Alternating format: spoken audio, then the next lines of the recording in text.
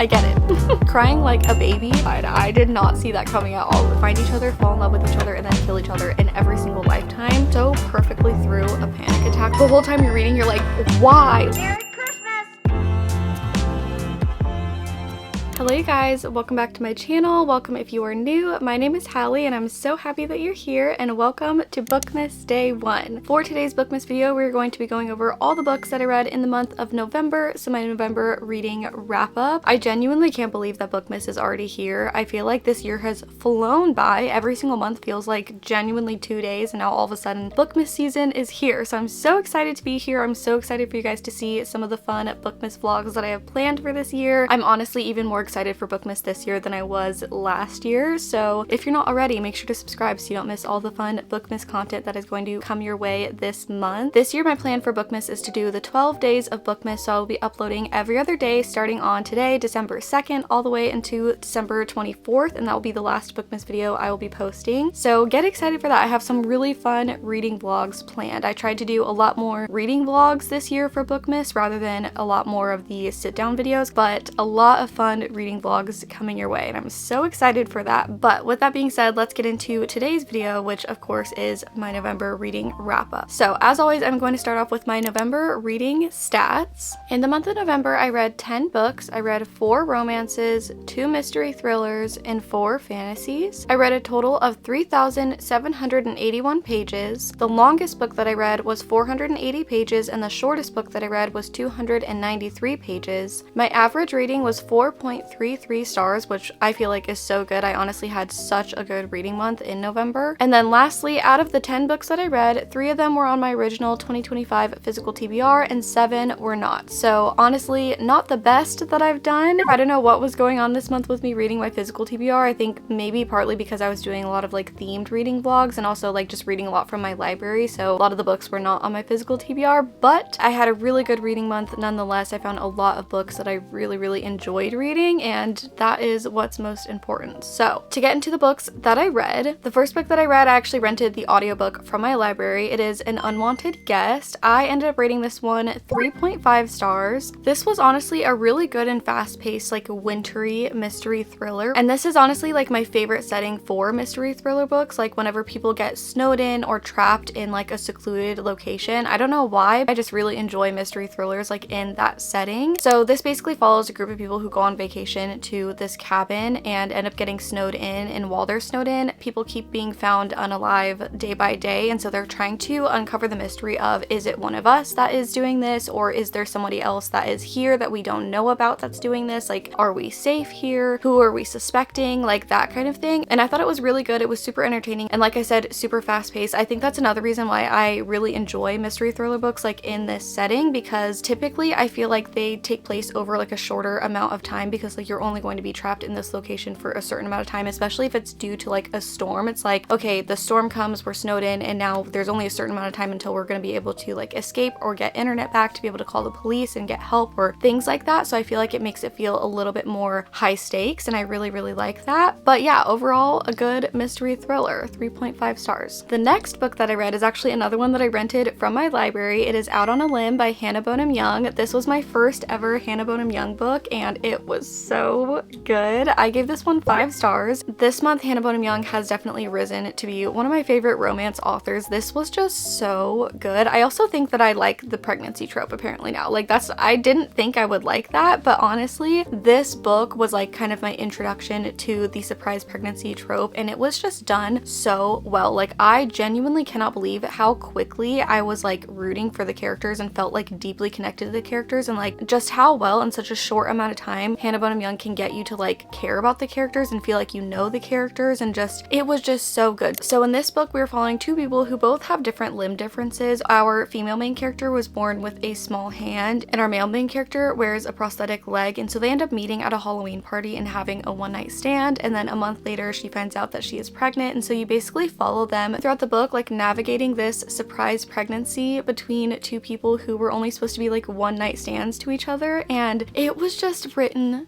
so beautifully, and the way that the male main character like showed up for the female main character and was just like the most amazing. Like, this book is now ingrained in my DNA. It will stay with me for such a long time. It was just the most sweet and wholesome, like warm hug of a romance book. I can definitely see this being a romance book that I would go back and reread because it was just so good, genuinely from start to finish. It was so easy to get into. It was like the perfect pacing following along the pregnancy. I believe that like each of the chapters were kind of separated by like the weeks of her pregnancy, so you kind of get to see like the whole journey start to finish. Then the little epilogue at the end of the book was like the sweetest, like I was just like crying like a baby by the end of it because I felt so deeply connected to the characters and it was just so like warm and wholesome. I don't know, it was so good. 5 stars, highly recommend. Wish I could read it again for the first time, honestly. The next book that I read was a book that I had owned on my Kindle. It is Half a Soul. This is a Regency era fantasy that I've had on my TBR for the longest time, so I'm so glad that I finally read it. In this book, we were following a girl who, when she was very young, had bargained away half of her soul, and so you kind of see her trying to navigate like the polite society while not having access to like half of her emotions, which if you think about like polite society, like the most important thing was like how you present yourself, your manners to other people, the connections that you can make, and especially going through like the matchmaking season, it's very much like putting your best foot forward and like trying to attract suitors and things like that. So it's really interesting to see her kind of try to navigate that without like socializing like everyone else typically would. I did really like this book. I didn't like it as much as I thought I would. I did go into it thinking that it would be a 5-star for me, and I ended up rating it 3.75 stars. I think that the things that were missing in it for me mostly were, one, like I wanted more between the two main characters and like their relationship being built up. I feel like they had really good banter and like a really good setup for a relationship, but I just wish that we got to see a little bit more of like the build up, because I feel like you saw them bantering and then kind of becoming friends, and then all of a sudden it was like we're expressing our emotions for each other. And I feel like because it kind of felt like it jumped from friends to like we're confessing our love for each other, the relationship wasn't as like believable, or like I didn't feel as deeply connected to them and their relationship, because I just feel like I didn't get to see them like grow that connection as much as I would have liked to. I also feel like the book started off really strong and really got into the plot really quickly, and then throughout the middle of the book it did slow down quite a bit for me, and then it really picked up at the end of the book again. But then it felt like because we had that slow period in the middle of the book, by the time the plot started picking up by the end of the book, it almost felt like it went too quickly, because then the book was just over once like all the good stuff started happening. So I think that those are my only 2 gripes with the book. It was still very enjoyable, a super easy read, like very easy to get into, but just not exactly what I was hoping for. But I'm glad that I still at least enjoyed it. It just didn't end up becoming one of my favorite books that I've read like I was anticipating it to.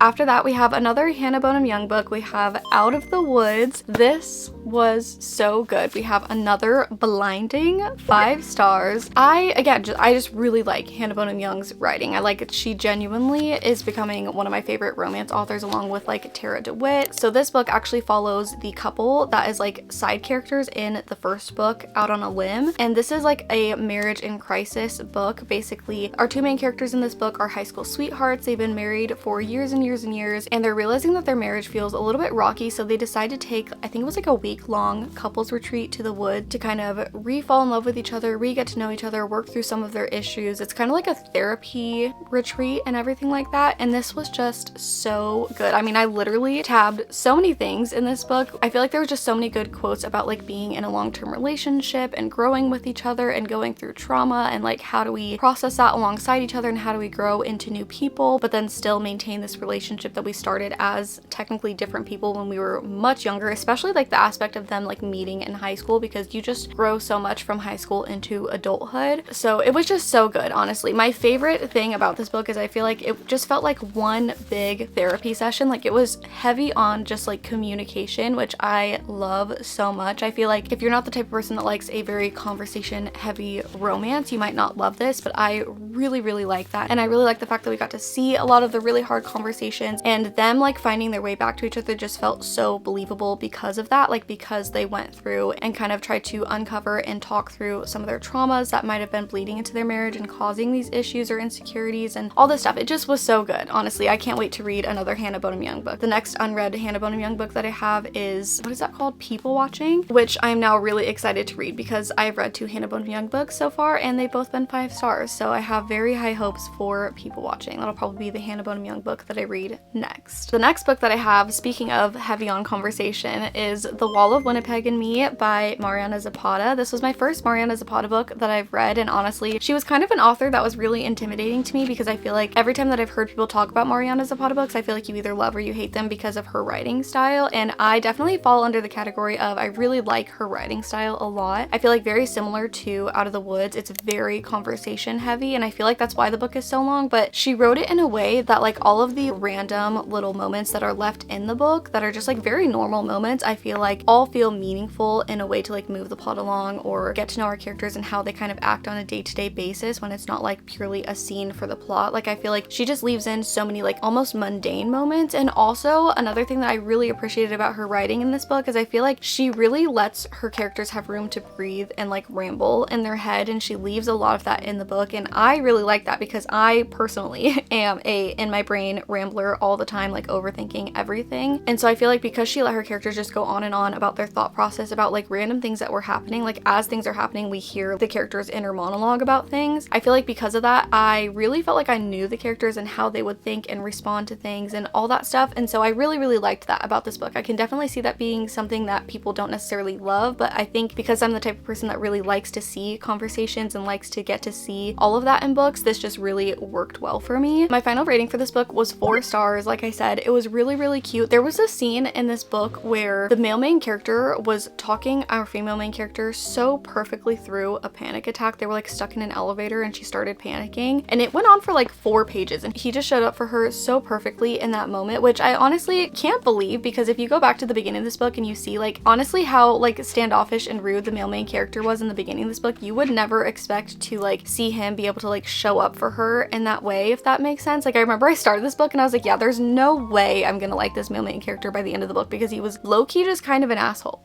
But somehow Mariana Zapata wrote it in a way that like at the end of it I'm like fully standing up and cheering for them and rooting for them to be together. So really like this. I'm honestly really excited to get to the next Mariana Zapata book that I have on my shelves. It's All Roads Lead Here. Yes, All Roads Lead Here. I'm really excited to read that one. I feel like that one has potential to be a 5-star for me, so very excited to get to that one. But yeah, 4 stars for The Wall of Winnipeg and Me. After that, I finally read Lightlark by Alex Astor. This is a book that I have wanted to read for so long. Like genuinely ever since this came out I have wanted to read it, but it's been one that I've been kind of like putting off and just saying like, no, I need to wait for like the perfect time to start this book when I'm like absolutely in the mood, because I had such high hopes for this series, and I'm so glad I finally started it. This is 5 stars. It was so good from start to finish. You get into it so quickly. I feel like from the very beginning where you're getting like explained the world, it was so intriguing and interesting, like the way that the world is set up and like the way that the plot was set up in the very beginning of this book. And when I tell you that when the plot twists started twisting, my jaw was literally on the floor. Like I thought I had like a guess of like what I thought might happen. I was absolutely not even close, and there was like 3 or 4 crazy plot twists at the end that I was just like, what is going on? Like I'm genuinely so excited to read the next book and like see what's going to happen. Also, I feel like this had such a good love triangle in it. I feel like I was a little bit skeptical of like if the love triangle was actually going to be good, because I feel like I've gone into books before like, oh yeah, there's like a really good love triangle, but it's like from the beginning it's clear like, no, you should be rooting for this person, and like there might be a couple of scenes that make you teeter-totter, but it's not like this where like genuinely every 2 chapters I'm like, okay, no, I'm Team Oro, or no, I'm Team Grimm. I was like genuinely I was just flip-flopping back and forth throughout this entire book, and the way that I was like, my heart was hurting at the end of this book with like what was revealed. If you have read this, you know exactly what I'm talking about, but I just was like, oh my god, I did not see that coming at all. It was so good. I'm so excited to read the next book in the series. So blinding 5-star for Lightlark. And then after that, the next book that I have is actually our Patreon book club book. It is Our Infinite Fates, which